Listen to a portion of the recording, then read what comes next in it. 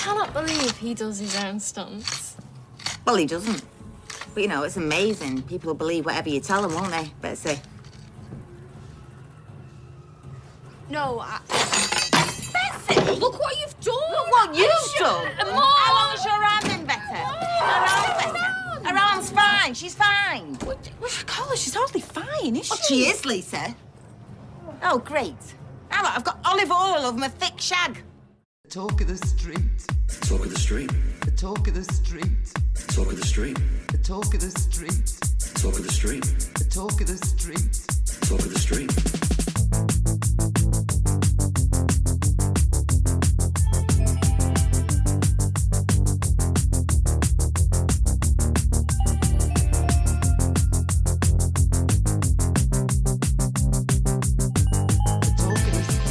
Hello and welcome to episode 355 of The Talk of the Street, an unofficial Coronation Street catch-up podcast that was blessed with so many different ways to insult Daniel this week, but my favourite is fart in a bath. I'm Gavin.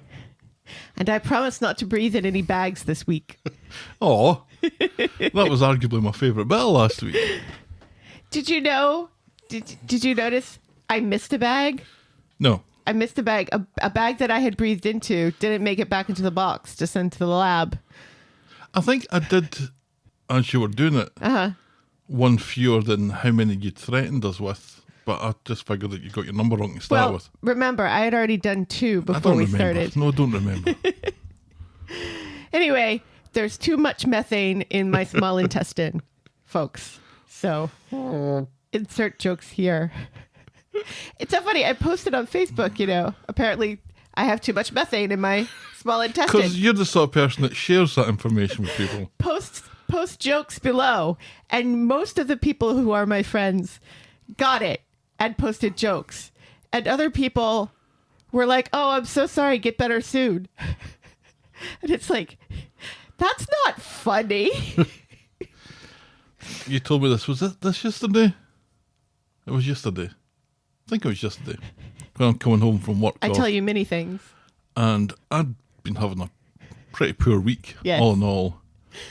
And so to hear that, and I think you'd also bought a strawberry and dragon fruit refresher from Dunkin' Donuts. Yes. So there was that, and you talking about the methane in your colon.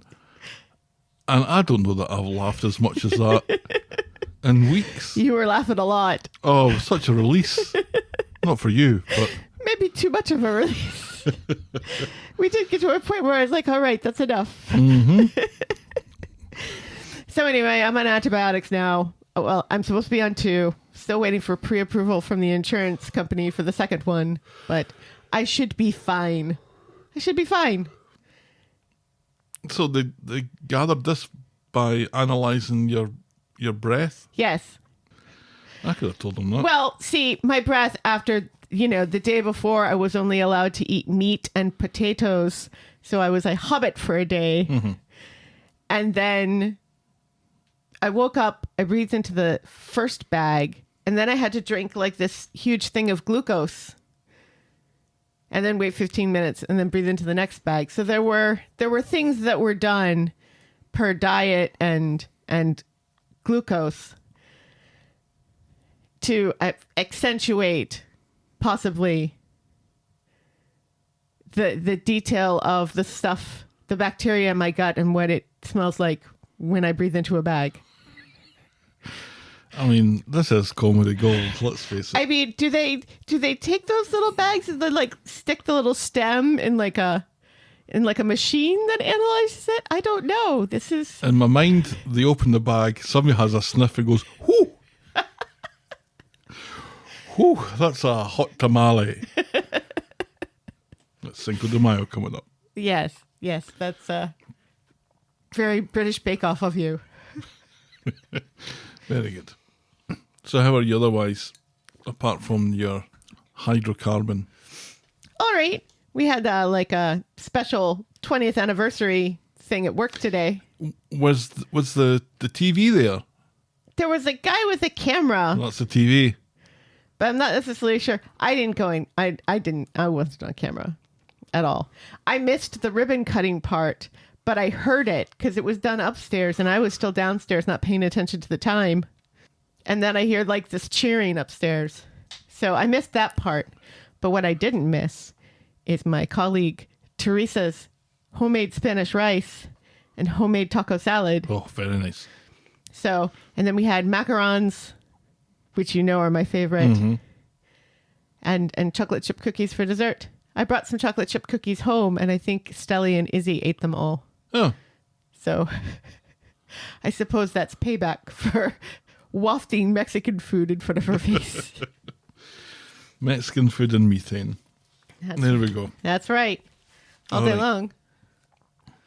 Shall we preamble, my dear? Yells, please. And give us some of that gaseous Corrie news.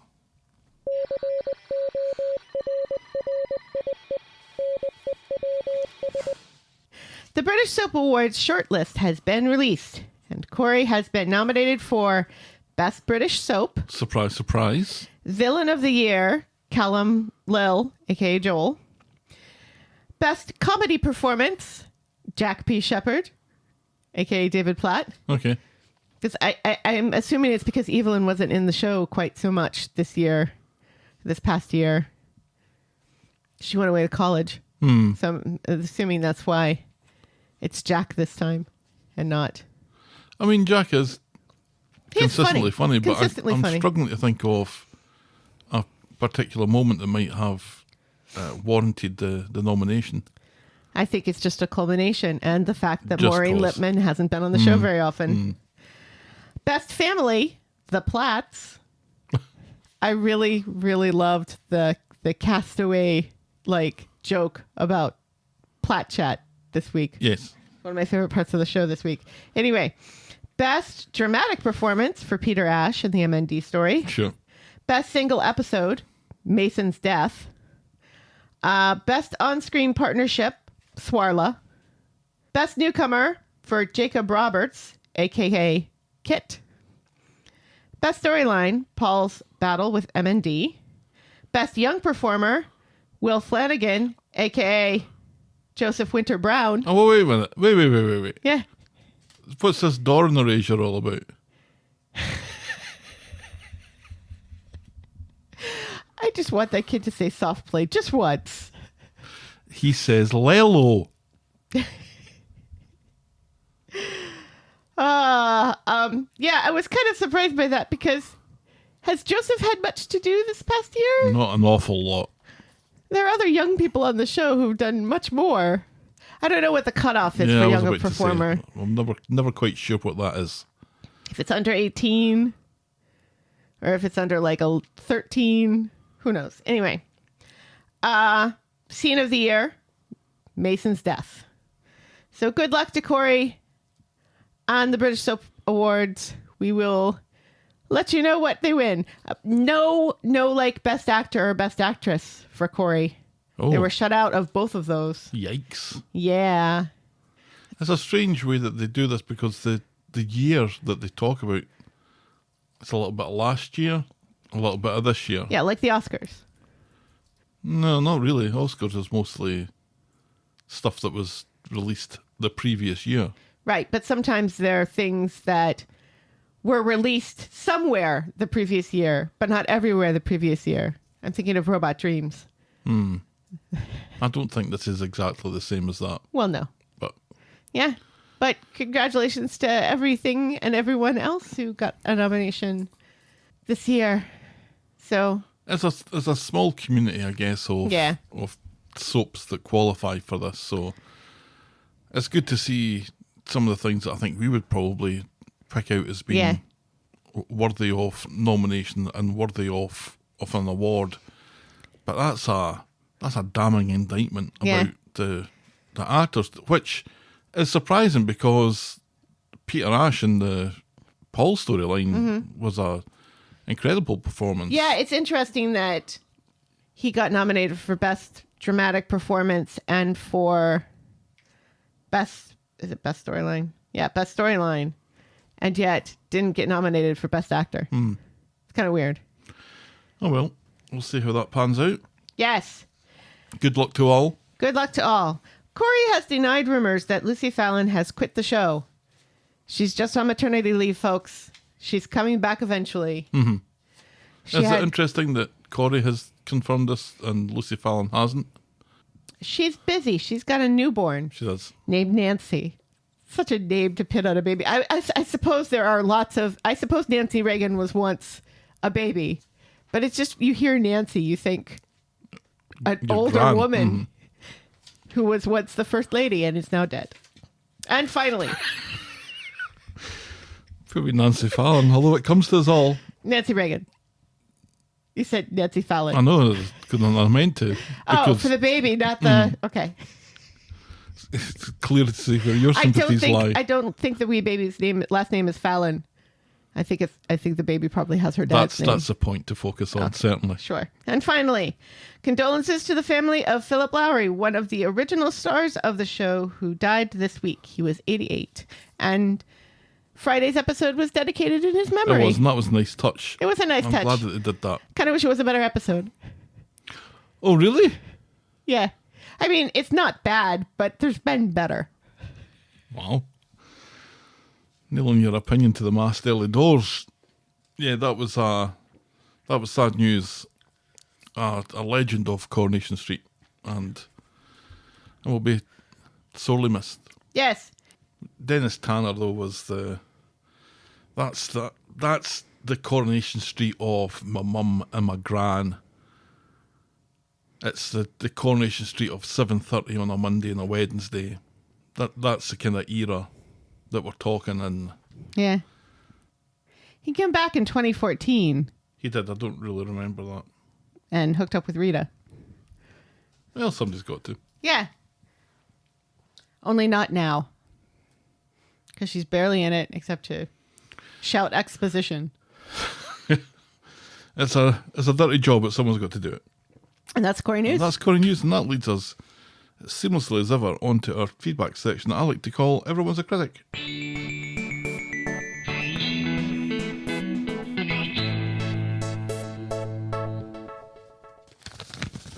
Ooh, physical mail. Physical mail. Physical mailbag. That needs to be a It does. lot of jingles for the We need physical one of mail those bit. for the physical mailbag. And guess what? It's got Canadian stamps on it. I'm glad that I went to check on my way to pick up Mexican food, Yeah. because otherwise this would have sat for another week. And thanks to Canadian Post taking a while, it'd already been a while. Thank you to Michelle for writing in physically Yes. this week, or several weeks ago, but it's finally got to us. Michelle writes, every time I hear your intro music, I smile. Here are a couple of chocolate loonies. How We'll podcast for chocolate, we'll Helen. podcast It's for a thing. chocolate. Yep. Would you like a loony? Yes. I didn't know what a loony was. It looks like just like a chocolate coin. It's a chocolate coin. Yeah. And the foil has a Canadian quarter on it. That's cute. Look, Oh, mine is crumbling. look, Nope, it's there we go. Elizabeth. She's dead now. You know, that's far better chocolate than I was expecting it to be.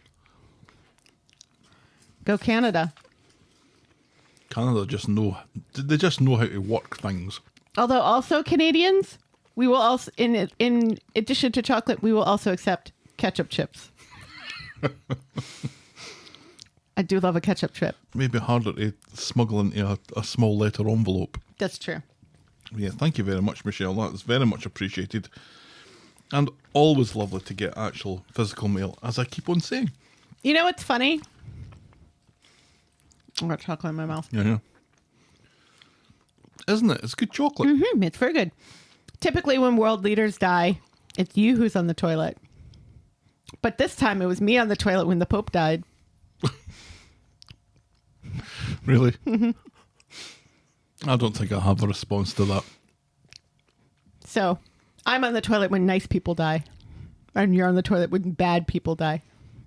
I don't know if any of this is going to make it. I was just thinking because we keep talking about dead people. I keep on talking about dead people. I said we. Oh, okay. Were you surprised by how much of your blowing in a bag remained in the podcast when you listened to it? I listened to it in my sleep. Oh, so you don't know. So I don't know. I'm assuming. Don't listen to it. Don't read my blog. I'm assuming. Barely. barely contribute.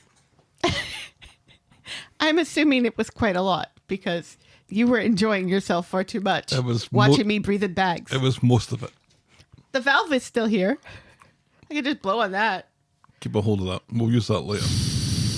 Anyway, the rest of Everyone's a Critic. Tina writes, "Hey, I'm about a week behind on Corrie and I haven't listened to the last podcast, but I had to share a couple of things.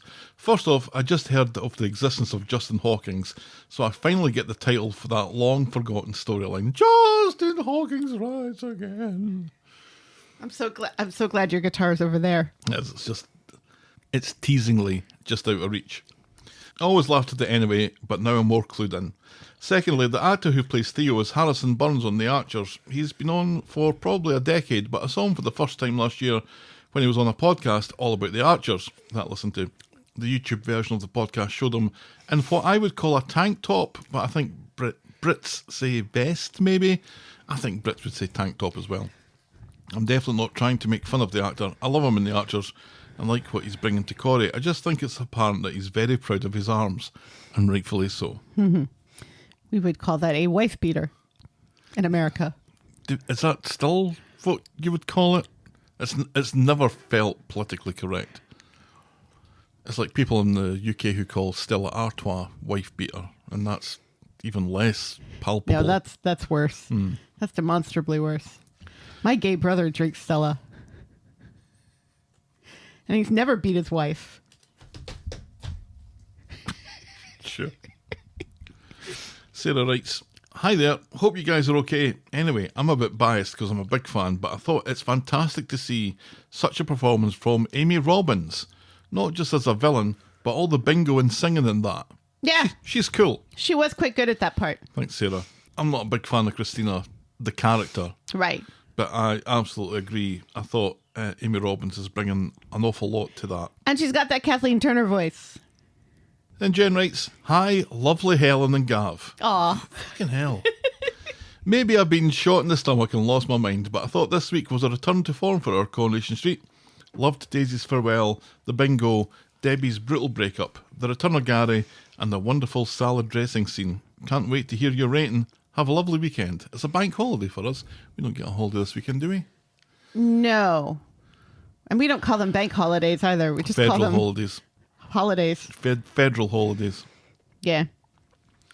I'm trying to think when our Memorial Day is the... Oh, it's May Day weekend. That's what it is. Right, yeah. Yeah, May Day was Thursday. And apparently there were a lot of protests, as is right to do on May Day. That's what it's there for. That's what it's there for. Yeah, Get them right. We will get a Memorial Day later on in the month. But yeah, towards the end. Yeah.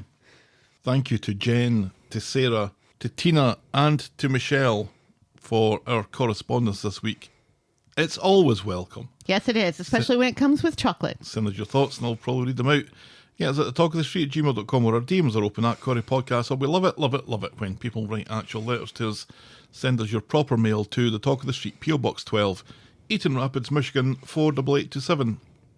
Please note that we reserve the right to edit feedback only in the interests of brevity. And now we'll podcast for coffee.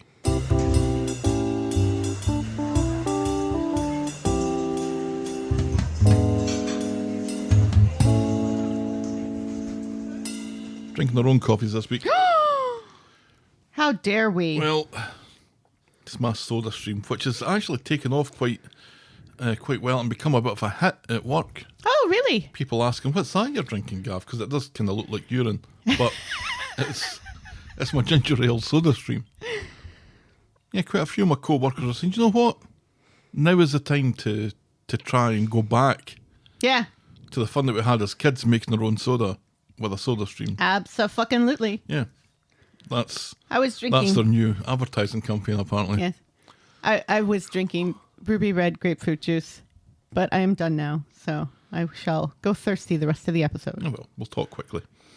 Talk of the Street is and will always be free on your podcast provider and on the YouTubes, but if you think a show is worth anything more than the time it takes to listen to it, and if you want to show your appreciation, you can buy us next week's coffee by going to ko-fi.com, ko-fi.com/the Talk of the Street. You can also sign up to be a friend of the podcast through the same link, where for as little as $2 a month you can get a mention in the closing credits of each and every episode. And if Ko-Fi isn't your thing, we also have a Patreon site where you can show some love. Sign up as a friend of the podcast there at patreon.com/The Talk of the Street. But remember, you can always support the podcast for free. Get us in front of new listeners by liking, subscribing, rating and reviewing wherever you get your podcasts. All right. Yes. Let's dive in, my dear. Let's do it. And talk about our first storyline this week, which is Sucks to be a Webster. It's Monday at the Rape Hotel, and Debbie is having some trouble remembering words as she deals with a customer's request. Yeah, but that happens to me all the time. Frequently, every day. Yeah. Yeah, but I always do this thing, like going through my mind castle to finally get to the thing. Because I will say to you, oh, it's this person who was in this movie, this person who was married to this person has blonde hair. It's Eddie Murphy. Meg Ryan. Oh. Like I could ever forget Eddie Murphy's name. Or Meg Ryan's, to be fair. That you do. But, you know, I had to pick somebody blonde who is married or was married. She's not married anymore. You know too much information about Meg Ryan. Anyway. Who doesn't? Ronnie comes along with the baby, asking to meet for lunch, but Debbie has a hospital appointment that she doesn't want to tell him about. Carl shows up to help with this imagined alibi, and Ronnie drops the baby off with Abby, But not like that. as he has some exciting, life-changing business to take care of. Right. Isn't that going to be And- exciting? No.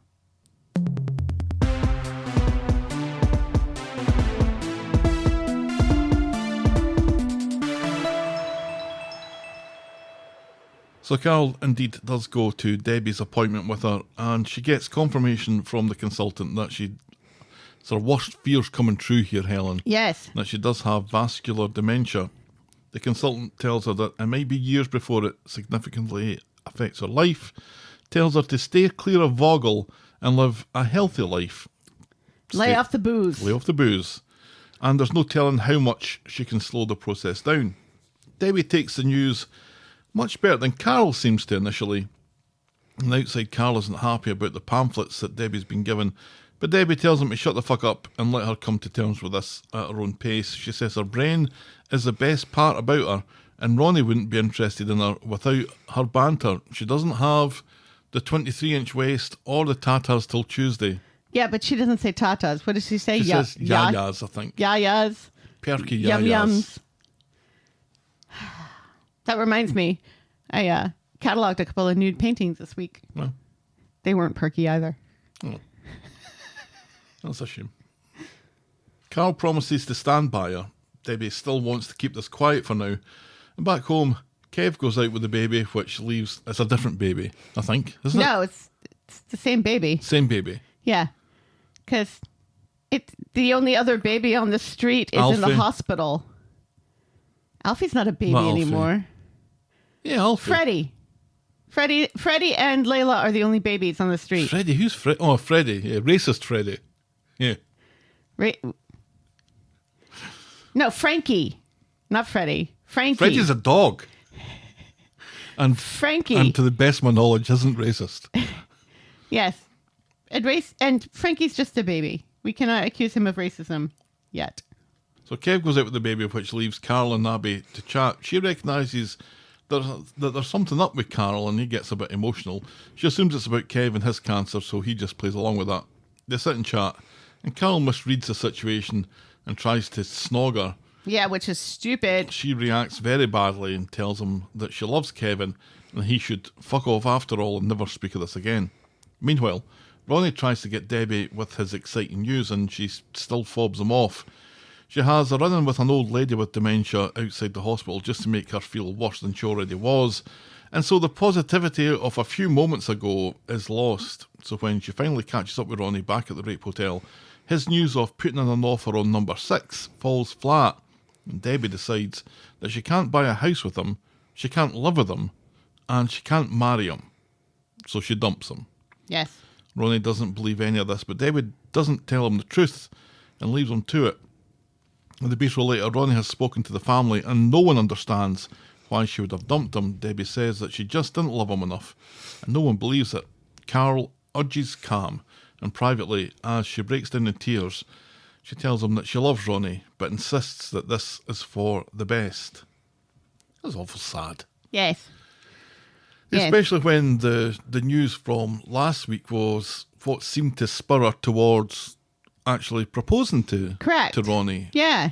But that's all kind of turned sour, and meeting the old lady, who of course we had to learn had the same kind of dementia that, Right, yeah. that Debbie's got, Right. was enough to put her off. So I'm assuming it's a type of dementia related to the blood flow to your brain. Yes, I Yeah. think that's what vascular means. Right, yes. I just remember that my liver is a very vascular organ.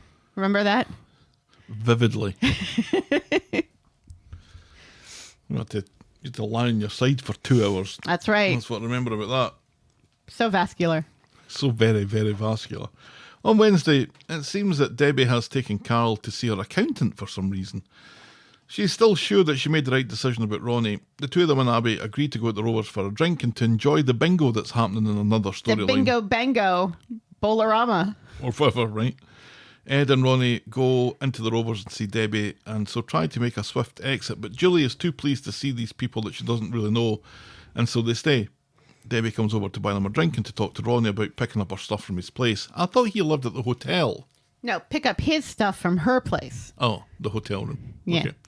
Later, Debbie admits to Carl that she's sure that she's done the right thing, but it's breaking her heart, and she calls Carl a diamond, which Abby overhears, but not from behind a trellis. No.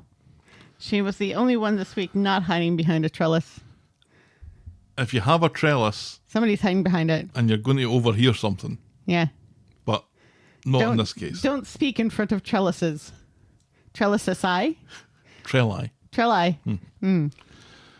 On Friday, so Debbie is helping Ronnie move in with Ed now, claiming that everything has just got too much for her and it's all her, not him. Ronnie still doesn't believe it and asks if there's anything else going on, but she just smiles and denies it. Later, the baby, who has never been held as far as I'm aware, is in Nina's rolls crying the place down while Ed, Ronnie and Michael are out of ideas of how to soothe her. Dee Dee comes in and offers to help, but Ronnie snaps that he doesn't think it's a great idea as it'll confuse the kid. Dee Dee doesn't react well to this and storms out. Later at home with Ed, Dee Dee is finally allowed to help out, and it quickly becomes apparent why nobody picks that baby up. She starts to bawl again. Yep. Ed, though, is secretly happy to see mother and daughter bonding. Yeah, fuck that. That's I'm as far as we get with that this week. I'm so mad at the show for pulling this, slowly reeling Dee Dee back into the baby. Yeah, she's keeping that baby. A decision was made, a correct decision, and now the show is trying to teach young people that babies belong with their mamas. Well, it also teaches you that men are incapable of looking after babies. Ed's Collectively. incapable. Ronnie seems to do okay by himself. I love watching Ronnie pushing that pram around. Because So this is cute. nowhere near as fun as Three Men and a Little Baby. But you know what? You know why that baby was not picked up in the rape hotel when Ronnie wheeled her in her pram? There wasn't a baby. There was no baby in There that was no pram. baby. There is no baby. You can tell that it's how light it was as it's bouncing around on the carpeted floor. It's the Empty Pram Awards. Yeah. Mm-hmm. Or baby carriage, as we like to call them here. Or stroller. Although it's not really a stroller, because stroller you're kind of sitting upright. I'm so glad those years are behind me. It's a pram. It's a pram.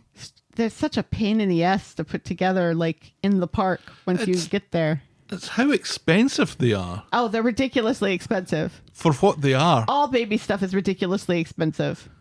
And they're constantly getting recalled and stuff, so you can't even buy one used because you'll be afraid that it had a recall, and that's what it was doing in the charity shop to begin with. It's a comfy shopping cart.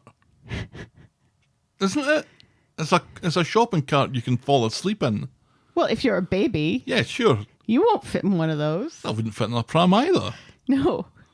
But, you know, when you're taking walks and stuff, you stick the baby or toddler in the stroller to take a walk so they can get some fresh air.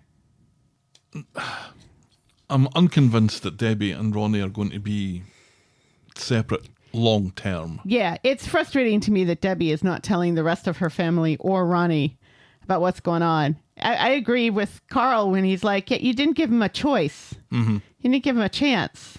He loves you. He'll want to take care of you. Don't be stupid. Right. who knows what decisions people make in these kind of circumstances, but the thing that we know and love about Debbie is her pragmatism. Right.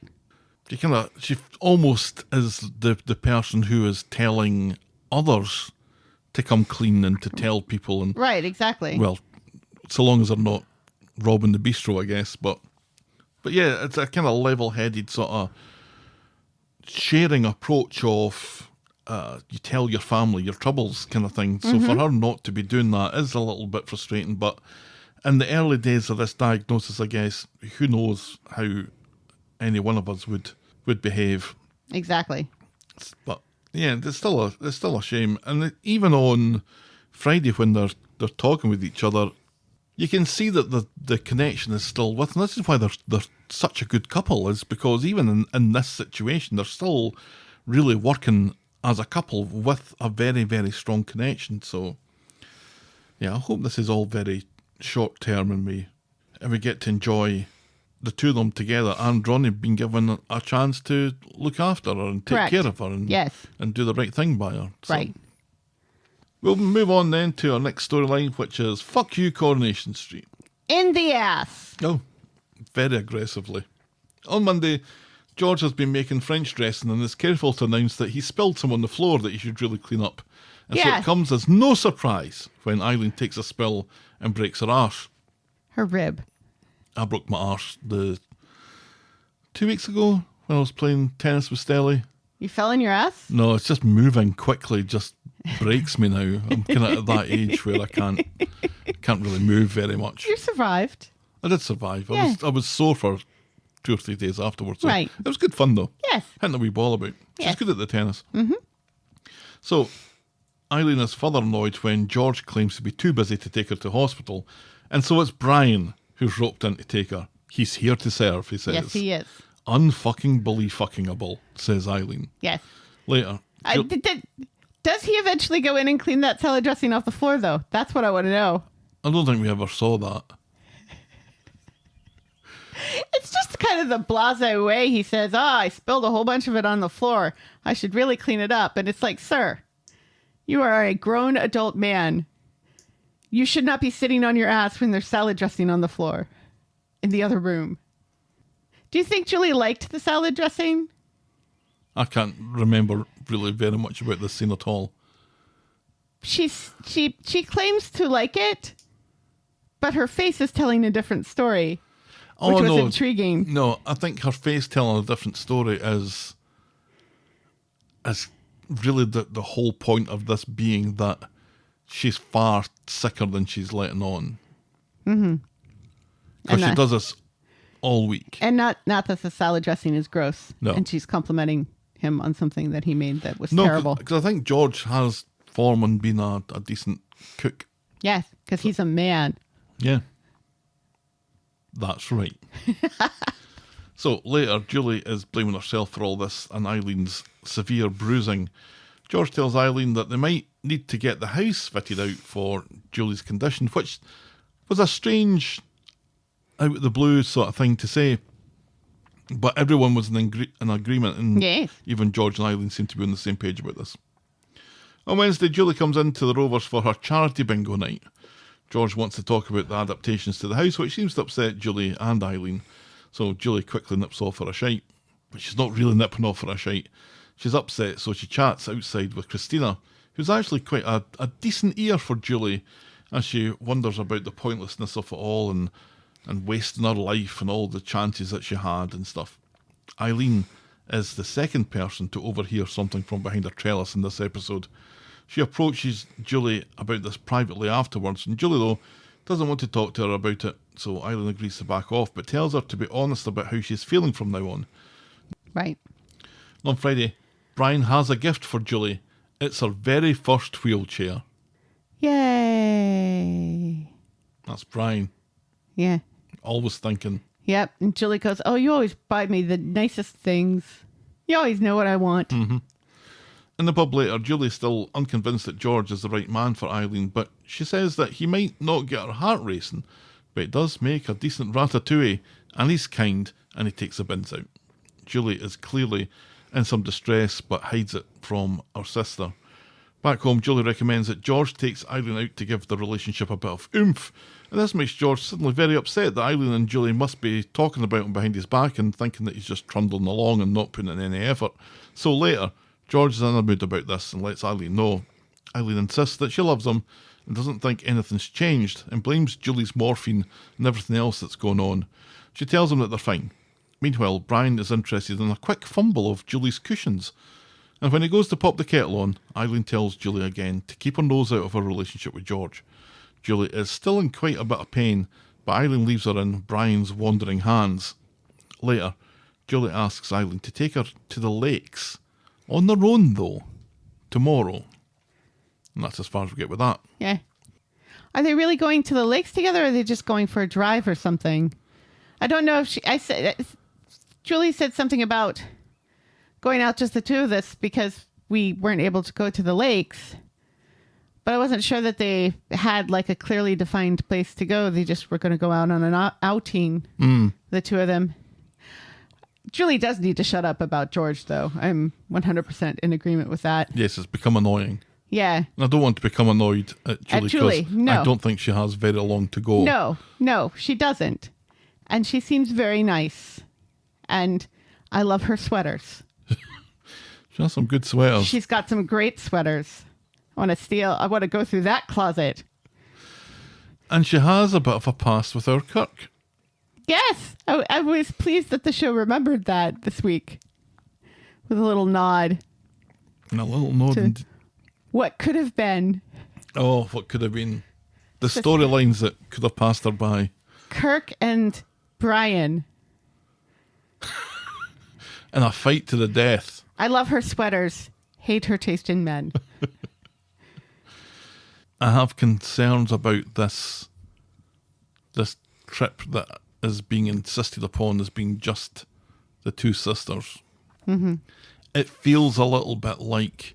Selma and Louise? No, that's not what I was going to say, Helen. You don't think they're going to drive... It's not even close to what I was going to say. You don't think they're going to drive off a cliff holding hands? Not even in the same neighbourhood as what I was going to say. Oh, okay. Reminds me a little bit of Billy and Paul when they had their little... Mind they went skinny dipping? Yep. That was nice. Reminds me of that in a way that it's almost the acknowledgement that we're not going to be able to do this again. Right. Sort of thing. Yeah. Feels like we're doing the end of something with this day trip. That's what it feels like. They're going to drive off a cliff. I'm pretty sure they're not. Are there and cliffs? you know, if they are, Brad Pitt's going to be there. Brad Pitt will make it all worthwhile. Are there any cliffs in Manchester? Or are they going to have to drive up to Scotland for some cliffs? I think probably the cliffs in Dover might be close. Well, not really close by, no, but I think Scotland might be closer. Probably. You got some nice cliffs in Scotland. It's a very craggy country, and I mean that in the best possible way. Yeah. I feel like this conversation, though, the way that it's taken a little tangent towards cliffs is on the basis of a Thelma and Louise conclusion to the storyline, which I'm almost certain isn't going to happen. No, there's got to be cliffs somewhere, because remember when Billy was pushed off a cliff? That was a quarry. Oh, okay. Yes, that is different. Mm-hmm. It's like a man-made cliff. No wonder he survived. If it was a real cliff, he would have died. Man-made. Quarries are dug out by man as well. Mm-hmm. Yeah. And sometimes men dig a hole and then fill it with water, and that's a man-made lake or pond. Are you deliberately trying not to speak about Coronation Street? No, that's not it at all. I've already complimented Julie's sweaters. What more do you want from me? I do still feel bad for Mary, though, because they had this whole thing lined up. You need to go over this. They had this whole thing lined up, and now they've basically made Mary sexless again, and I don't like that. I disapprove. You know what? They should put Mary and Kirk together. Oh, no. No. Yes. It'll ruin Mary. It will improve Kirk. It won't. It won't. Kirk drags people down. Yeah, look at poor Craig. Well. With his dinosaur. His big inflatable dinosaur. This is- What is the show trying to tell you, Coulson? There's somebody that keeps on commenting on my Twitter. You're still About- there. Yeah, and it's becoming more and more difficult with every week that passes. Yeah. And it's not because of the corrie community. It's about all the stuff that gets thrown in my face that Right. I'm really not interested in. Correct.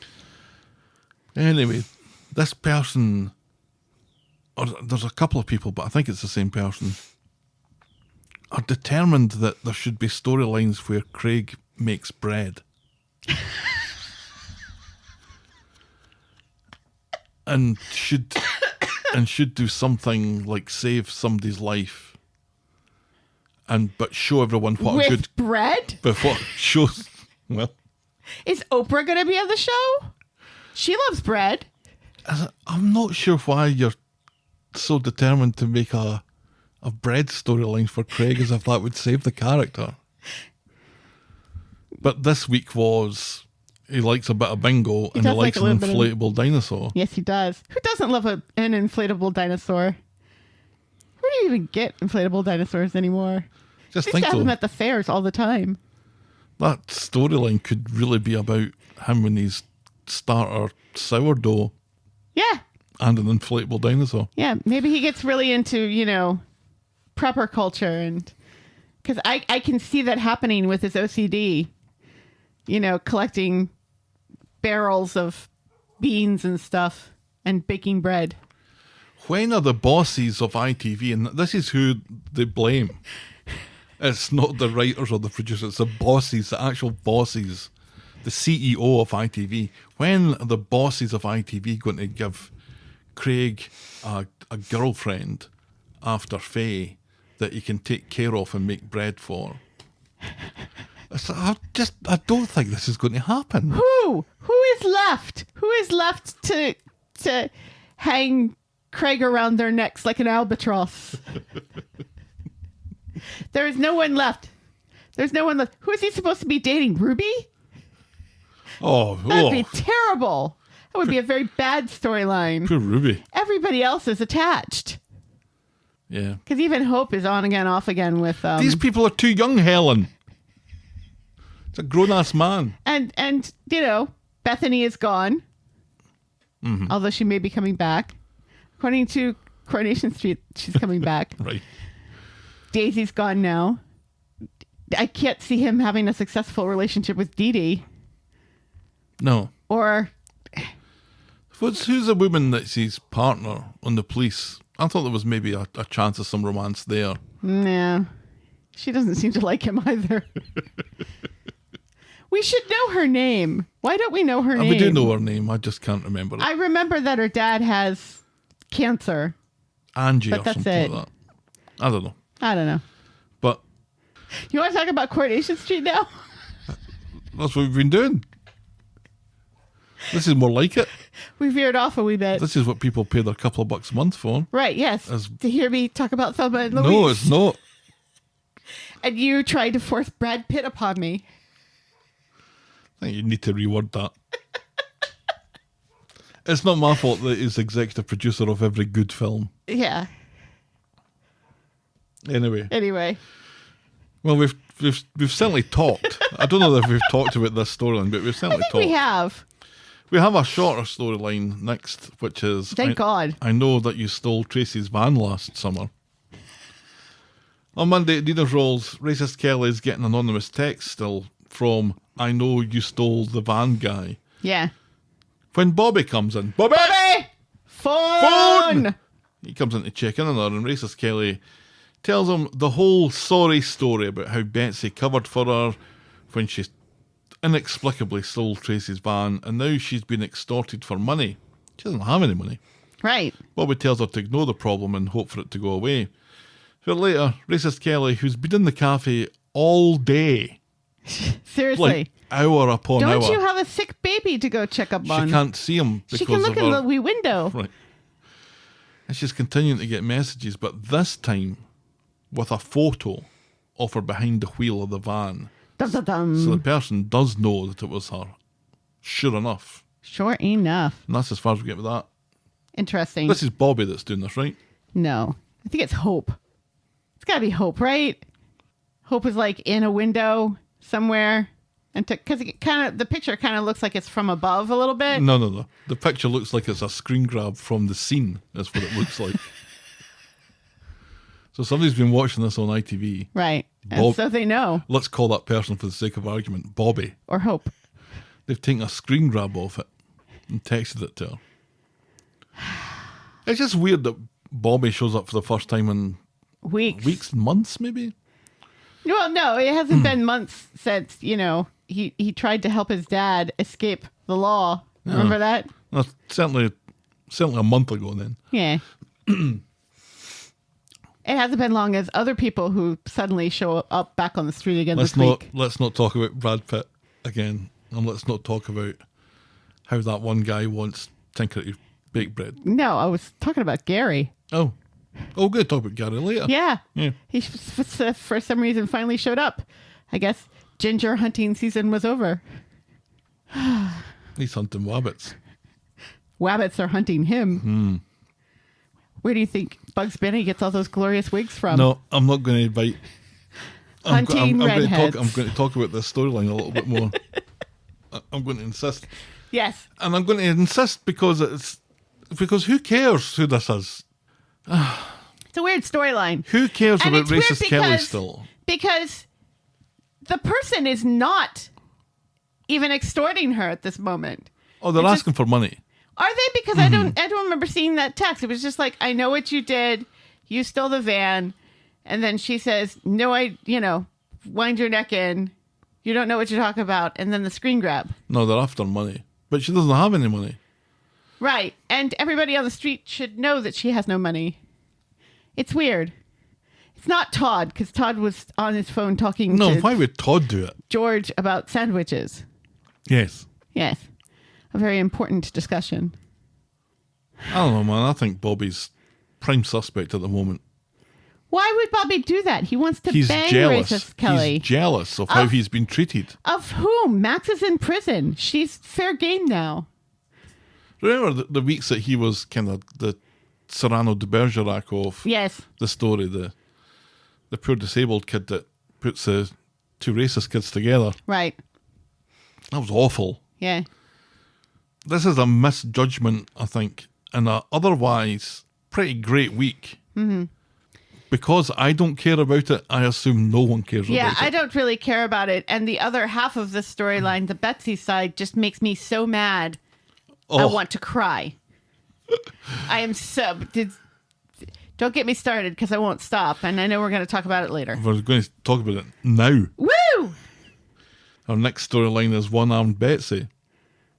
On Monday,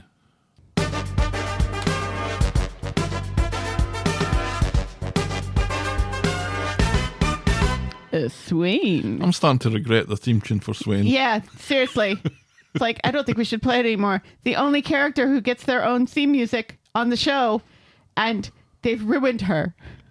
I honestly She's don't a know. shell of what she was when we loved her so much we made her a theme song. We made her a theme song and we officially stan her. We stan her and we stan Toya's hair from 2002. We stand Vicky. We stand Vicky Myers. Very much so. Yes. We love her. But what on What earth are have they they doing done to to Swain? Swain? Oh, she's just like, she's that parent you hate so much at the soccer game, isn't she? I hate using this word, Helen. It's not a word that fits my accent very well. Okay. And it's a... Is it source code? No. Because those are two words. When did Swain become such a fucking pussy? See, I actually like the way you say that word. She's like the worst parent. The parent who complains to the coach because their kids aren't getting enough playtime and, criticize all the other kids. It's the parent who writes a note to the principal when their kid gets an F. She's just so... She's just become the worst. She has no backbone when it comes to her awful, awful child. Right. And I don't accept that she was always like this. No. And we just never saw it. Yeah. this is post permanent character Right, yeah. developments, which we knew were going to happen. But why can't they just make her as badass. strong as we know she is? Right, a badass all the way through. Because the Swain that put Leanne in her place is not the Swain. No. Well, let's talk about this anyway. Okay, fine. So, Betsy is dogging college and cock-blocking Swain. Carla doesn't think Betsy should be mollycoddled after what she did, but Swain's... My darling, Carla doesn't have a cock. I know, but that's funny to say it. So, but Swain says Betsy needs support and she asks for Carla's backing. Later, after a doctor's appointment, Swain and Betsy watch a weepy movie together, and Betsy says that she doesn't think Carla likes her and she doesn't want Carla as a mum if Swain was to die, because Betsy's 8 now. Right, yes. What movie do you think they were watching? I don't care. Swain changes the subject and I think goes it's off Beaches. for biscuits, and we see that Betsy can move her arm now after all, and she's just pretending that she's been incapacitated. I think we always knew this. Yes. Yeah. Or maybe this was the first time that she was able to move it, but But we knew that it was going this way. I would have expected some sort of reaction if this was the first time she'd moved it. So Wednesday, Betsy is enjoying another lazy day watching movies with Swain, who this time is actually doing some work. Betsy again turns on the sob stories, so Swain agrees to speak to the college for her. Ugh. Swain calls Carla and asks her to come in to babysit Betsy, and seems miffed when Carla plays down how much Betsy needs an eye on her, but eventually she agrees. I'm like, well, Carla's got a factory to run. Right, yeah. And Betsy is old enough to take care of herself. So Carla agrees. She goes home to make Betsy her lunch, and is shocked to see her use her dodgy arm to work the pepper grinder. When Carla mentions this, Betsy stands up in a hurry and her lunch goes everywhere, all over the thick shag, and then runs off to But a not room like that. just as Swain comes in. Her arm's better, she's fine, shouts Carla. Swain thinks Betsy is hardly fine and rushes after her. Later, Carla phones Swain from the pub, wondering when it's safe for her to come home to her own flat. And at this point, I'm almost apoplectic with rage. Yes, This is her house. that's her house. She's having to pussyfoot around this pair Yes. because she assumes that Swain's going to be laying down the law Right. onto Betsy for leading them a merry dance with this medical issue that clearly Swain has worried herself sick about. Right. And all that, or at least some of it, is a complete lie. Yes. So Carla's assuming that she's getting the law laid down, and it's not a bit of it. Nope. But even if it was, she should still be able to go back to her own fucking house. Correct. There are other rooms. Meanwhile, Betsy is insisting that she lied about her arm because she enjoyed having Swain around. So much has happened to her, and she needed her mum, and Swain falls for it. Yeah. Later, when Carla comes home, she's shocked to find that Swain has forgiven Betsy's dodgy behaviour yet again. Right? She's going to murder somebody. Mm-hmm. She's going to murder somebody, and Swain isn't going to be able to sweep it under the rug, which our Swain would never sweep it under the rug to begin with, and yet this Swain absolutely would try. I almost feel stupid now for suggesting, well, I guess it's good character building, it's good acting from Sidney Martin, but Yeah. I was fooled by the sob stories to begin with. That, she's got a good side to her, this kid. Betsy, she's getting a lot of stick, but I think she's a good kid because look at how much she cares about stuff and her mum and what have you. But it's all a lie. All of it's a lie. It's terrible. It's like she's a master manipulator. Oh, You wow. know, she just wants her way and no other way. And it's just terrible. And Swain gives in to her every single time. Mm-hmm. And it's like, you should know better how to do this. Yeah, how come you're so bad at this? Seriously. Tyrone, I understand being a bad parent. You, Swain, you should know better. And how long has it been since we've seen her being good at her job? She's Too long. barely in the cop shop. Why wasn't she arresting someone in another storyline as opposed to Kit? On Friday, Carla tries again to bring up the subject of Betsy being a total wee whorebag, and Swain admits that she's too soft on her, but not enough to actually do something about it. Nope. Tracy comes over later to shout at everyone because her insurance refused to pay out thanks to Swain's criminal daughter, and she calls her a lost cause. And at this, somebody says to Betsy to leave them to it, Right. and she refuses. Yeah. Get the fuck out of this room. Yeah. Seriously. So it's like, Betsy, sweetheart, go to your room. Mm-hmm. And then she says no. I was like, what, excuse me? Yeah. Seriously. Get to your fucking room. Fuck off, kid. You either walk to your room or you fly to your room. Take Yeah. your pick. Seriously. Oh, I'm getting so worked up about this. Tracy wants paid or everyone will find out what a cow Betsy is. Swain tells her to do one. And I think I hate Betsy at this point. Later, Carla thinks maybe it would be a good And idea. I'm sympathetic with Tracy? I know. It's a weird feeling. Carla thinks maybe it would be a good idea to offer a good faith contribution to Tracy's van issues. But Yes. Betsy and Swain both say that they ain't about to do that. And that's as far as we get with that this week. Oh, God, it's just so infuriating. It's so a infuriating. great job because it's meant to be infuriating, I hope. But, it would be much, much better if this was in Swain's makeup. And I get that she is overcompensating for the loss of Becky and the responsibility that maybe she feels for that, and the responsibility that she feels for everything that Betsy is doing in her attempt to push against the authority. But there comes a point where you've got to admit that this isn't working. Yeah. And it's not. And it really isn't because it's a terrible storyline. Because it's almost immediately after the van thing. She's told that she's not supposed to go out and she goes out. Yeah. And she's like, yeah, that's good, but I could be out hanging with boys and stuff like that. So, you did. Right. And also, you're supposed to be in college. Go every once in a while. Even if your hand's messed up, you should be able to go to college. The one thing that was true about her was when she was terrified about who was at her front door. Right, yes.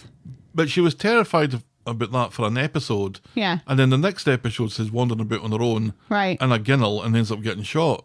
Yeah. Well, no, she wasn't even in a gunnel when she got shot. She was peeping into the back window of Tracy's place. The fact that she still blames Tracy for that when she's the person who put herself in that backyard where there's a hostage situation going on. What was she thinking? She should not have been even in that yard. See, now I'm getting so angry. We need to move to the next storyline, please. I just don't know how long Carla's going to put up with this. And I don't know how long Swain is going to put up with Carla not putting up with us. Yeah, seriously. She kicked out Bobby. Bobby! Her disabled nephew. Mm-hmm. She kicked him out because he loves his dad. It's a bit misguided, but still. But this is a tricky situation for Carla because she does love Swain.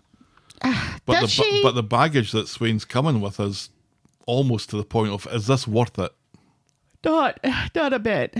It's not worth it. And, you know, it's starting to slightly alter Carla's personality as well. And I'm not having that. Not having that one bit. Right? Them's fighting words. Yes. All right, we'll move on to back to the builder's yard. On Wednesday, in Nina's Rolls, Gary and Maria are still alive. Gary's here. Hi, Gary. It's been so long. Since, January was the last time we saw Gary? Round about that time. Normally, when it's been as long as this, the character comes back with a smashing tan. Yeah. It's like, well, you've been on your holidays, but Right, yeah. not so much for Gary. Gary doesn't tan. Although I find it hard to remember anything about his complexion because he's been off the show for so long. It's good to see Gary back. It is. And it's good to see Gary and Maria. Yes. The couple that we never really thought were going to work, and they worked really well. They were great. I love this couple. Yep. So Gary's wanting to buy Ed's builder's yard. He's had enough of the furniture game, Helen. He's had enough of it. It's not for everyone. The wheeling and the dealing. It's not for everyone. The antiques. Yeah. The incessant auction talk. He should hire me, and I'll manage that for him. Aye.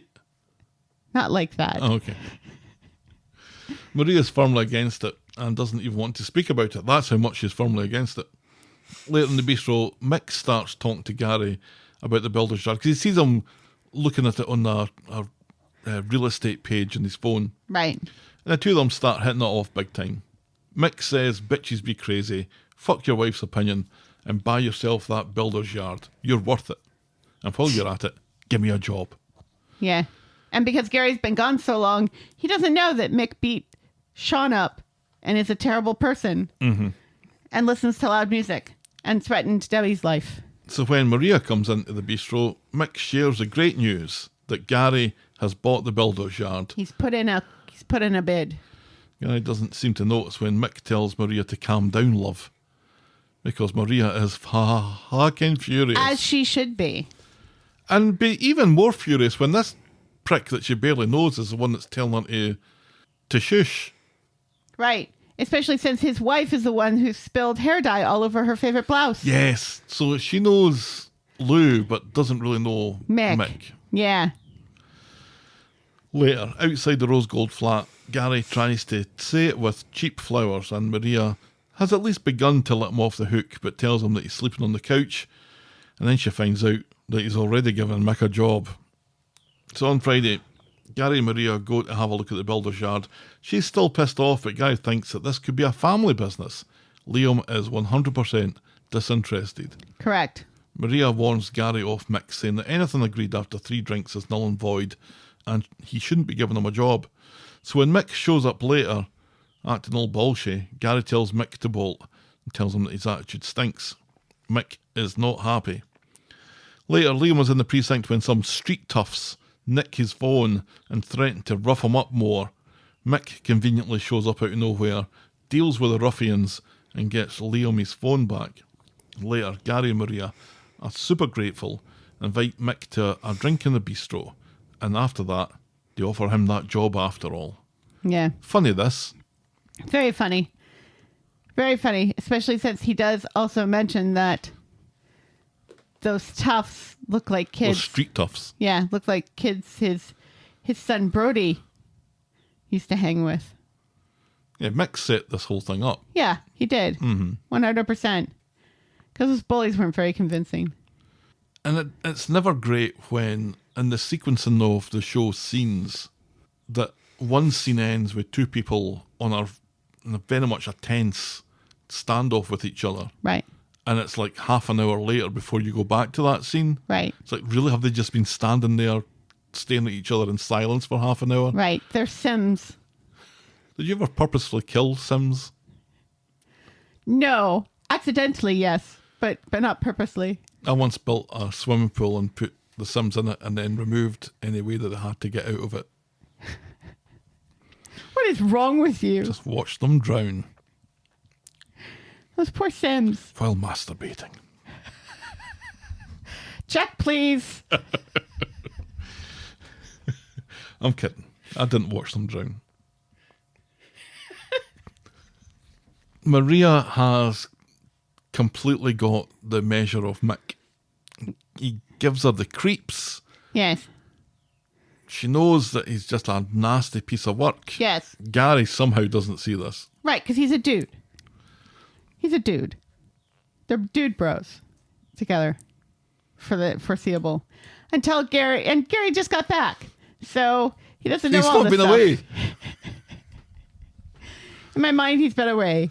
He's been hiding out in their apartment forever, checking the price of the builder's yard on a regular basis. Does he really need a builder's yard to be a builder?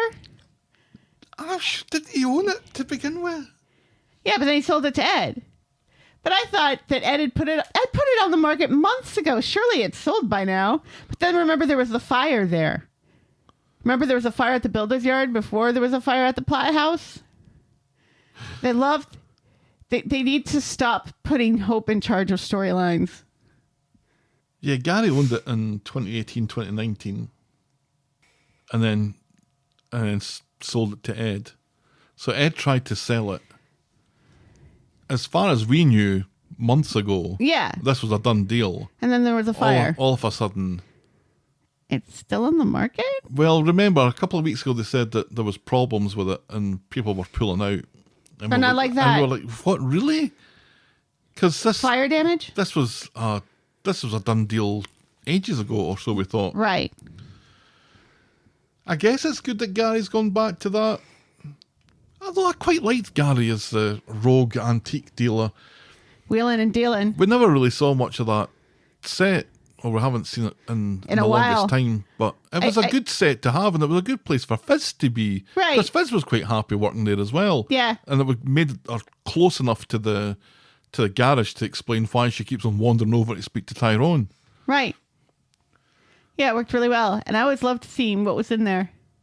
Because that's the kind of person I am. It was just a nice, unusual set. To see like all the, mid-century modern and French provincial and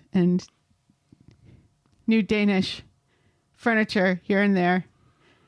Because I'm that kind of person. Remember, I was really mad at the Fablemans when they used a cup and saucer that wasn't introduced until the 70s in a scene shot in the early 60s. Remember how mad I was about that? I remember nothing about that. It's in my Letterboxd review. Sure. It wasn't a good movie anyway. We hated it. I imagine Mick spending the next couple of months just making as many enemies as he can, so when he's eventually killed, we do get enough potential suspects to make a decent whodunit. Possibly. It's been at least 5 episodes since our last whodunit, so Yeah. we're due. Yeah. We need another excuse I just to hope go. it happens quickly, because Yeah, don't like Mick. it's a hateful character. Don't like him. We do hate him. I don't hate Lou as much, but I do kind of hate her too. But not as much. Yeah, the two of them just haven't really worked, and it's still debatable. How was this supposed to work? How were we supposed to feel about them?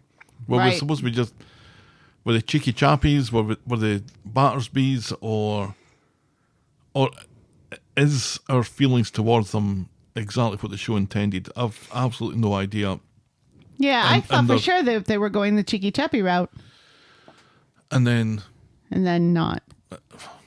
well, their swift removal suggests a change in course, but who knows? Who knows? They're still on Anyway, the show now. We're so. still glad that Gary's back, and him and Maria. Yeah, it just works. It does. It It just works works really for well. me. I enjoy them together. All right, we'll move on to our final storyline tonight, which is by far the main story this week, which is Daisy's catfishing again. On Monday, Daniel and Bertie show up to see Daisy, which is an excuse for Daniel to see Christina's phone buzzing on the table, so he can recognise that phone later. But then Christina comes in on her other phone, and so Daisy distracts Daniel with a winch so he doesn't notice. Daisy is also suspicious of her holding onto her burner, thinking it should be Dom who has that phone now. Right. And Daisy's really becoming very distrusting of people that she really should be distrusting as much as possible. Correct. In the bar, Jenny's talking to Rita, who loudly announces about Jenny's new windfall, loud enough for Daisy to hear. Yeah. Well, she's speaking to Daisy, so that helps. Jenny can explain, and privately she tells Daisy about her dad's 60,000 that she got from the shares, and she's going to use it to buy the pub and keep Carla happy by keeping Daisy out of it. Daisy's not amused by this. Later, Daisy tells Christina that Jenny has finally come clean about the money and apologised. Daniel bursts in, and Christina quickly hides her phones behind her back. Why is he constantly bursting into that room without knocking? He does not live there. Nope. Daniel wants to know what's behind Christina's back, and rather than telling him to fuck off and mind his own business, she shows him the two phones. And he talks to both of these women as if they were two. The last time that Daisy was involved with two phones, she was catfishing someone, and he demands to know what's going on. Daisy admits that they are catfishing, and this time it's Jenny. Daniel tells her that this is the thing that he hates about her the most, and that if she doesn't put things right, he'll dump her ass, and she looks surprised at this. Surprised that someone would dump her for being a horrible person. Right. Yeah, it's shocking. In the bar, Even another horrible person. In the bar, now that it's all out in the open, Jenny's explaining about the investment opportunity with Dom.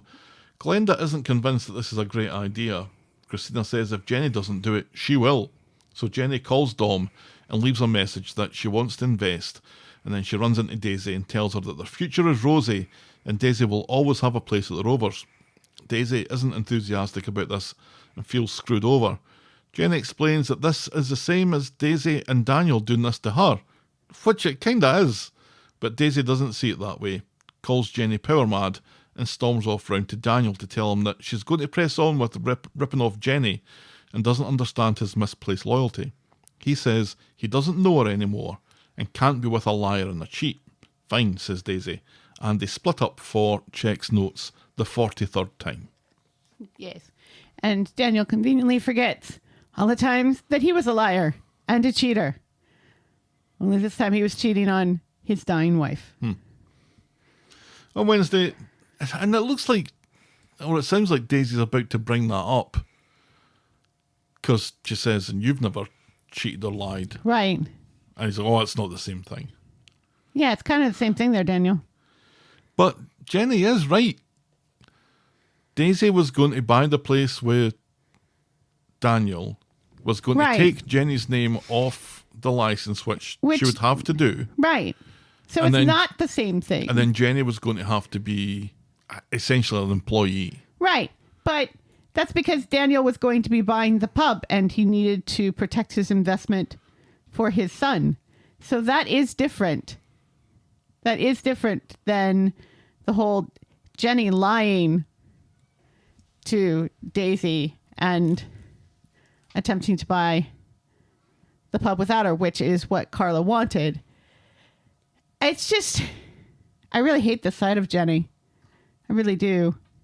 And I really don't understand Daisy's mentality of the fact that just because it was her dad who bought these shares, that she owed some of that money. That's not how that works. He specifically put them in Jenny's name for Jenny. So this whole, this whole idea, not just that we're going to screw her over out of this money because she's screwing me over out of the pub, but there's also this aspect of her assuming that because it was her father, that money rightfully should go to her, is so misguided. And it kind of feels like towards the end, she understands that, but it takes a while and it takes a lot of other things happening for her to get to that point finally. This whole stealing this money in the first place to get the Rovers, was that just last year? Yeah. I mean, it feels like it should have gone in a direction like this sooner or later. Right. Because someone's always going to screw over someone else, and really from the word go, neither of them were particularly happy with certain aspects of it. Correct. Because Daisy never liked being bossed about, and I don't think Jenny ever really liked Daisy's attitude. So the seeds were planted for this, I think, back then. Yes, I think so. But it has required both of them to be the worst. Yes, to be terrible people to one another. Mm-hmm. Which kind of makes me sad because I always really liked the whole Jenny-Daisy dynamic. Mm-hmm. Yeah, when Daisy was a goodie for a while. Yes. On Wednesday, Daisy's in a maudlin mood as all her stuff has been dumped back at the Rovers from Daniel's. Christina tells her to hold on tight and she'll be enjoying cocktails on the beach soon enough. In the meantime, Christina continues to catfish Jenny, calling her Dom's flame-haired sorceress. And that phrase is used a couple of times just to make sure that we recognise Remember it later. it, yes. In other news, Glenda has called in sick, so Christina will be doing Julie's charity bingo night. And in other news, the Rovers is now officially for sale, so Jenny is all in on Dom's investment. She calls him to confirm and looks forward to doubling her money in a few days. Yeah, because that's how investments work. Yep. How is she this dumb? How is she this dumb? Well, let's wait a paragraph.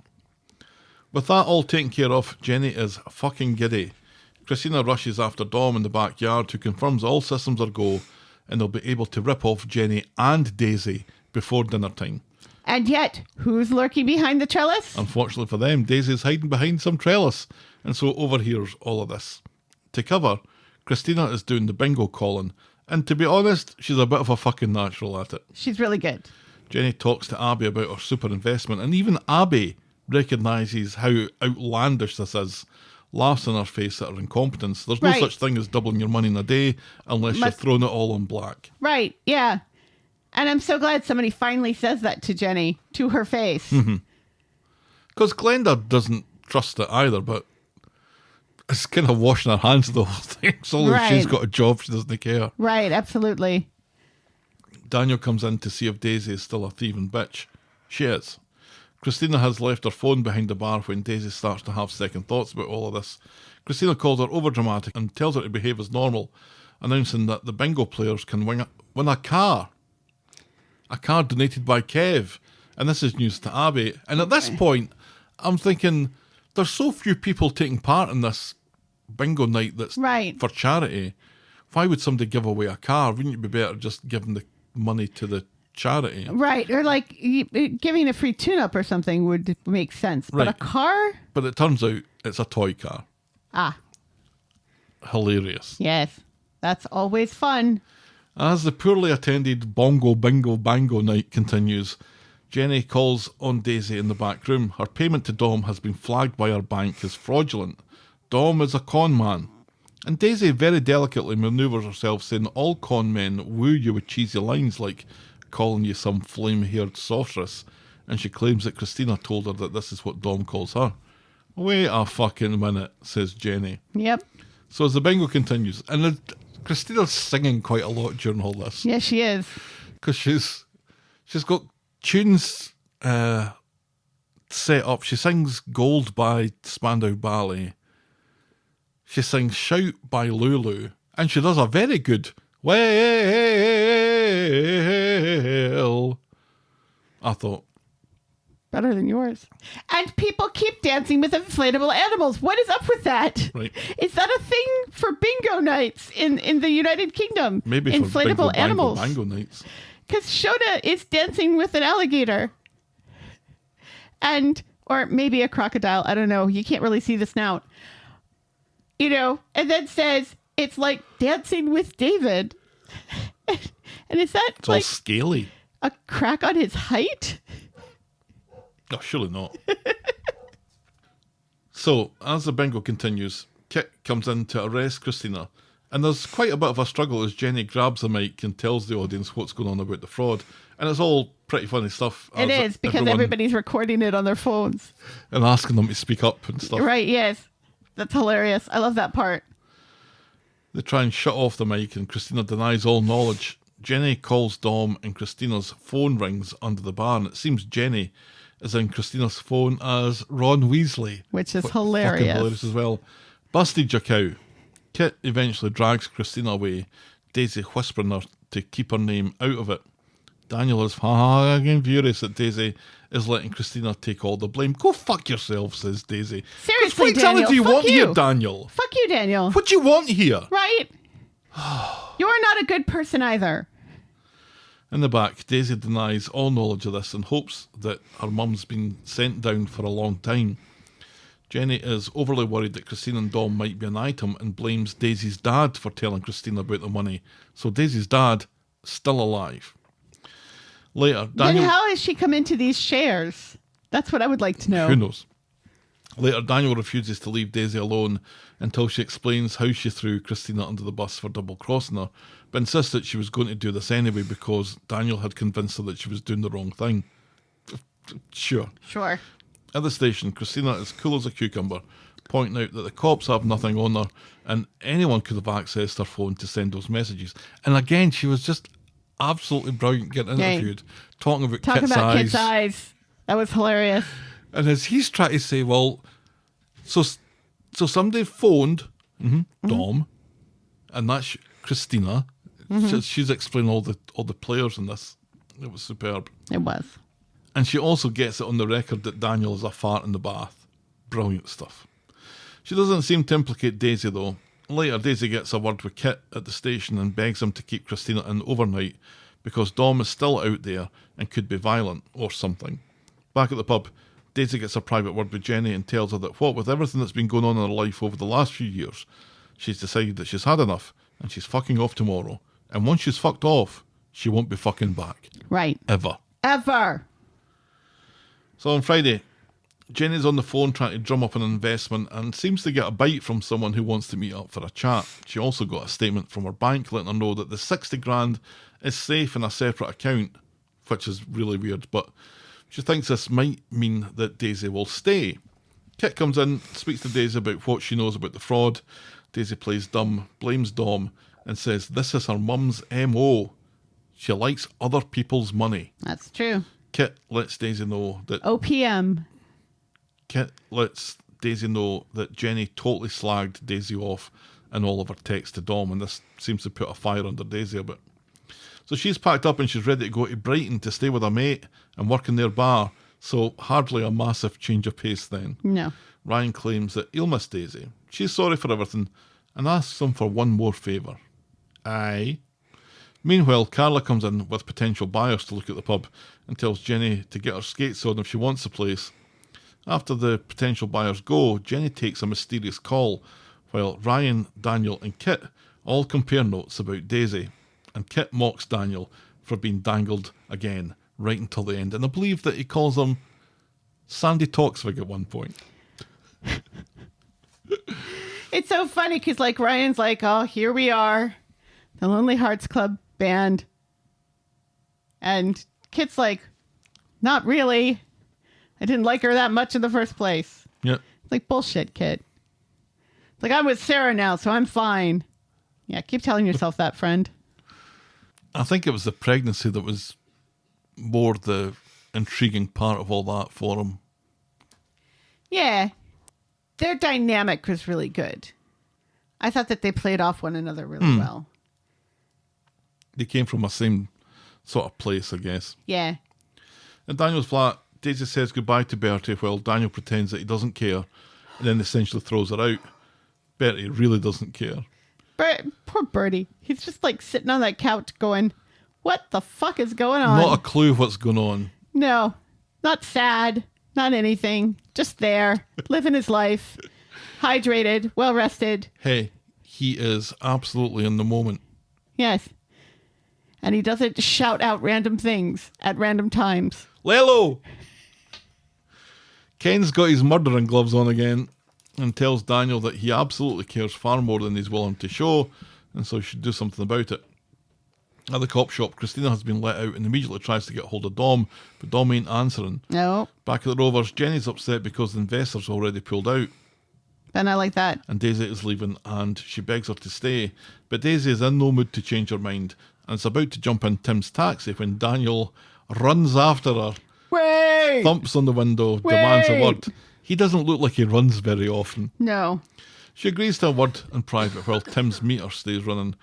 Back at his place, Daniel makes a fairly weak case for the two of them starting again in Brighton, while Daisy dingies calls from her mum, multiple calls from her mum. It's hilarious.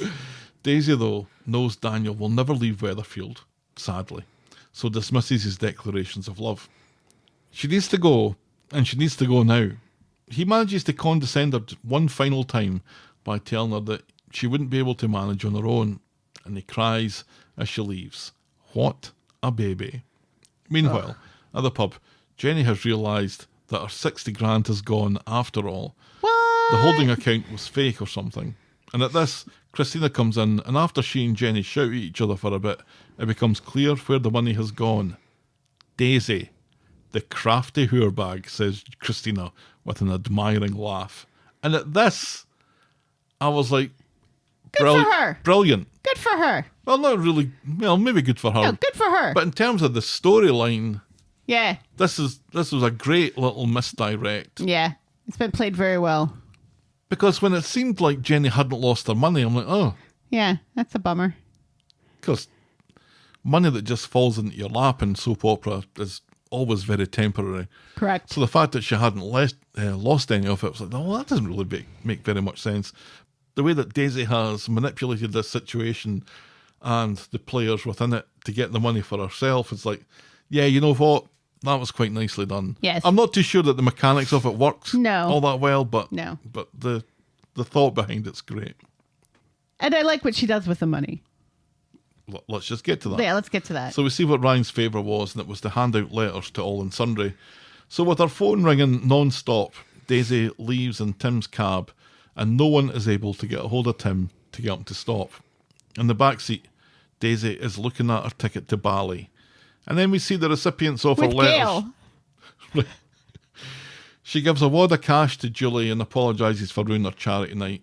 Kit gets a bottle of whiskey and gets some thanks for keeping Christina in the cells and for putting a smile on her face. She gives money to Ryan for new decks and gives him an invite to Brighton, where she definitely won't be. Daniel and Bertie get tickets to Disneyland. Paris. Yay! Disneyland Paris. Boo. Daniel's still crying, and Bertie does not give a solitary fuck. I thought they shut down Disneyland Paris. No. Jenny gets an apology, and that's it. Yes. Back in the taxi, Daisy sticks her shades on and tells Tim to turn up the fucking tunes. Yep. She's off to fucking Bali. That's right. And that's how we end this week's episodes. Brilliant. It was brilliant. Yeah, it was good. I think it was. That part. I think all in all, this was a really good week. But for exit for Daisy, I think it had a little bit of everything. The only thing that I thought Yeah, it was was missing perfect. was when Daniel was talking to Daisy and talking about how the two of them got together with other people, but it really was just to wind the other one up. I thought it should have cut to Bethany sitting somewhere in a journalism office somewhere Right. in London, just looking up and going, "Huh." That would have made my day. But yeah, you got those scenes. You got the duplicitous way that she managed to get Christina to stay in the cells overnight so she could make good her escape. How she got her money and how she got the little payments in place, and God knows where she got the time to do any of this. Right. But it was good from a story point of view, and and that scene where Tim just drives around the corner just as Jenny steps out the pub. I think we've seen a shot like that 100 times, but Yes. it's still really good. So yeah, I thought for an exit storyline, It was very good. maybe a bit hurried to get all this set up, but yeah, I thought it was great. Yeah. This is the way Daisy should go out. Mm-hmm. And, I am sad because I always liked this character. When she was bad and when she was good. I think she played both very, very well. So I will miss her. And that's yet again, one more eligible lady off the street. I think in terms of her character, I was very much hot and cold on her Yep. throughout her tenure. I found her a very frustrating character, and especially with the triangle with Daniel and Bethany and the constant to and fro, and it just really sucked all the interest out of the character for me. But this part of her, where they allowed her to embrace the kind of darker side of her character, was always more interesting. Yes. Agreed. And so the way that she did this and managed to be one step ahead of them all, because the alternative was that she just allowed herself to be screwed over, and that was never going to happen. So I thought it was well done. I think maybe I will miss the character more than I think, because you need characters with rough edges to generate drama, and she was certainly good at that. She was excellent in the Stockings storyline with Justin Stockings, and she was great in the acid attack stuff. So the storylines that they gave her were big ticket storylines, and I think she did well. And yeah, it'll be an odd Rovers without her. Correct. But I'm thinking, is there a chance that Christina could stay? I don't know. Maybe. I don't know that it would be that bad. I mean, I don't like her as a character, but I think she's great. I wouldn't mind her sticking around. I think she's fun. I guess we're going to find out pretty soon because there's no point for her to stay if she's not going to stay. Right. So to see her next week would maybe think that... Well, there's this whole court case against her now. They have to resolve. We're never going to see that. We might. Why? Because I said so. Unlikely, I don't think. But could we get an unlikely friendship between her and Jenny? That would be hilarious. Yeah, I don't think that would be the worst thing that they could do. No. It might work out. What I'm going to be interested in seeing as well is if they remember that Daniel and Bert have got tickets to Disneyland at some point. Paris. If that's just going to get forgotten about. The only one I was confused about for her handing her money out was Julie. Well, the whole bingo night was to raise money for Julie. Yeah, and it still raised money. Right. Well, it's the nicest thing she could do. It was a lot of cash. Yeah. Yeah. The character needs to be redeemed in a big way, and I think that succeeds in redeeming her on her way out more than Makes Disneyland sense. Paris or a bottle of whiskey or new decks for Ryan, who's not even DJing anymore. It was nice to see Ryan this week, It though. was. And I liked the lines that they gave him off. He's so put upon as being the only one that's doing any work there. Fine, I'll tidy up. I'll put all the get the dishes cleaned and stuff. I'll clean up all the empties because everyone else just fucked off and left them. Right, it was hilarious. Yeah, that was pretty funny. Yeah. Oh well, I don't know what Daniel's going to do. There was a chance that you could have gone as well, and that would have been perfect. Take me with you. Yes, take him with you. Take him with you, Daisy. Take me with you. No, I'm not taking him with me. Damn it. Right. Daisy, take him with you, please. The little quips that were coming up because it seems that no one's really a fan of Daisy. When Jenny announces to Carla that Daisy's going, and Carla's like, "Oh, what's the bad news?" Right. Yeah, Carla was so much more Carla in this story than she was in the storyline that she's actually featuring in. Oh, good stuff. Oh well, Helen, that was the week that was Coronation Street. Tell me, what was your moment of the week? Christina's arrest. Yeah, I think so. Yeah. That was great. And it was so soapy. And it was so very much everybody in the Rovers and everybody wanting the goss. It feels so much more the show than constant scenes in the hospital and in the cop shop constantly. Yeah, I feel like I've said something very similar to this before, which was that this could quite easily have been played far straighter than it was. And it looked like it was going to be, well, maybe it didn't, because the way that Christina was behaving, it was already quite campy. But by throwing in Shona asking them to speak up, by throwing in the wrestling over the microphone and stuff. And Julie recording the whole thing and then watching it later. Yeah. I loved it. It added so much to that scene. Yeah. Which was obviously the dramatic heart of this week, but to put some humour into it, it's pretty much exactly what we're after. I mean, it was humor all the way down, because Jenny was hilarious as well. Oh yeah, she was brilliant. And let me tell you another thing about this woman. And everyone just trying to get her to shut up, and Tinker's there, and he's not making any bread, but it's funny because Tinker's there because he was playing the bingo. Mm-hmm.